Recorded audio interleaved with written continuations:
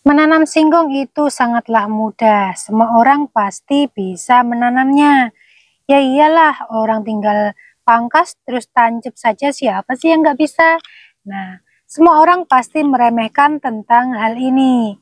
Tidak banyak orang yang tahu bagaimana cara memaksimalkan hasil tanaman singkong yang bisa kita dapatkan. Karena sebagian orang memang menggunakan tanaman singkong hanya untuk konsumsi pribadi.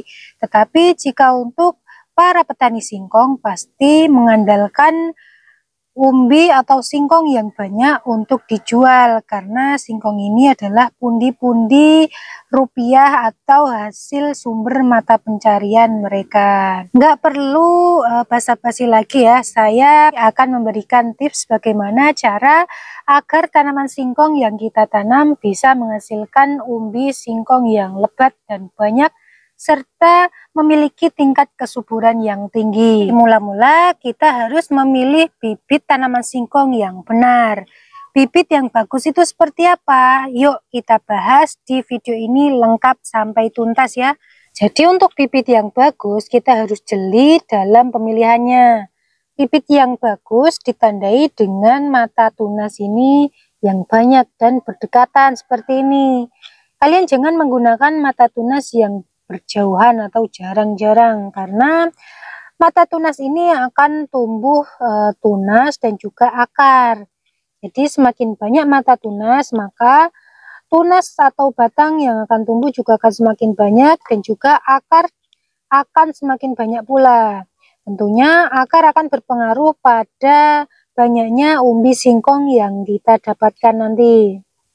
Selain itu, usia batang atau calon bibit yang kita tanam itu jangan terlalu muda dan juga jangan terlalu tua.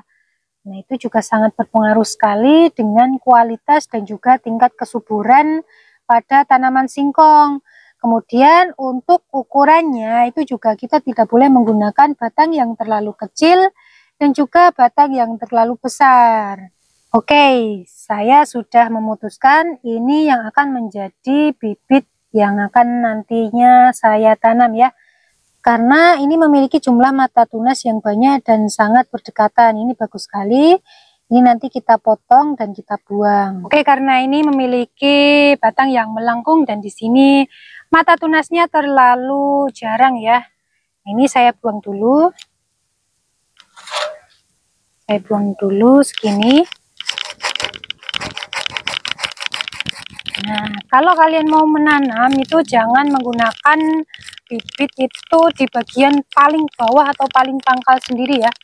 Itu sudah terlalu tua dan kurang baik untuk dijadikan bibit. Kemudian untuk ukurannya kita cukup menggunakan 1 telapak ditambah 2 jari. Oke, kita ambil segini.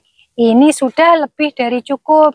Kita tidak perlu menggunakan batang yang terlalu panjang ya, atau calon bibit yang terlalu panjang, itu hanya akan membuang-buang bibit dan itu justru malah tidak akan memaksimalkan hasil tunas maupun akar nantinya, karena di bagian tunas yang akan kita perlukan hanya cukup 2 hingga 3 batang saja, tidak terlalu banyak juga nggak apa-apa.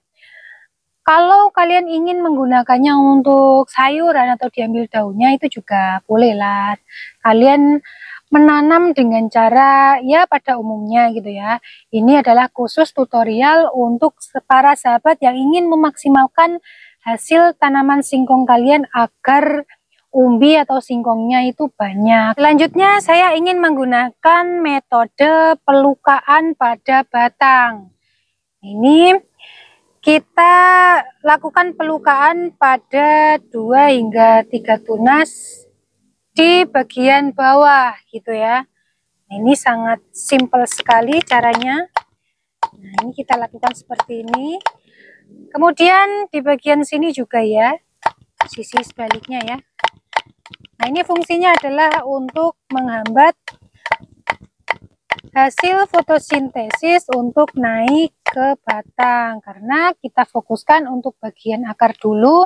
Kemudian ketika akar sudah tumbuh subur dan juga banyak, barulah nanti akan fokus terhadap tunas-tunas nanti yang akan menopang dan juga menghasilkan umbi yang banyak. Ini sudah cukup seperti ini ya. Langsung saja kita siapkan media tanamnya. Kemudian yang tidak kalah penting lagi adalah penyiapan media tanam. Media tanam itu adalah hal yang paling pokok pada saat kita menanam tanaman singkong. Tidak hanya tanaman singkong, tetapi tanaman lain juga. Kalau media tanamnya tidak bagus, itu juga akan sangat berpengaruh dengan kesuburannya. Oke, media tanam yang seperti apa sih yang bagus untuk menanam singkong? Nah, hal yang pertama yang harus kalian perhatikan adalah kegemburan pada tanah. Nah, kegemburan tanah itu harus kita selalu jaga agar pohon singkong yang kita tanam ini selalu tumbuh dengan subur ya. Jangan sampai di sekeliling tanaman singkong itu memiliki tanah yang padat. Karena nanti akan sangat berpengaruh dengan akar untuk menyuplai penyerapan air dari dalam tanah, itu sangat berpengaruh sekali ya. Selanjutnya kalian sebaiknya membuat galengan atau gundukan seperti ini. Fungsinya adalah untuk menghindarkan tanaman pohon dari genangan air. Nah, jadi genangan air biarlah di sini saja ya ketika nanti musim hujan. Dan juga kalau misalkan genangan air ada di sekitar pohon itu, nanti akan sangat berpengaruh terhadap pembusukan pada umbi singkong. Karena kalau terlalu banyak kadar air, otomatis singkong yang ada pada dalam tanah itu akan membusuk gitu. Oke, langsung saja yuk bagaimana cara penanamannya. Ikuti terus video ini sampai selesai.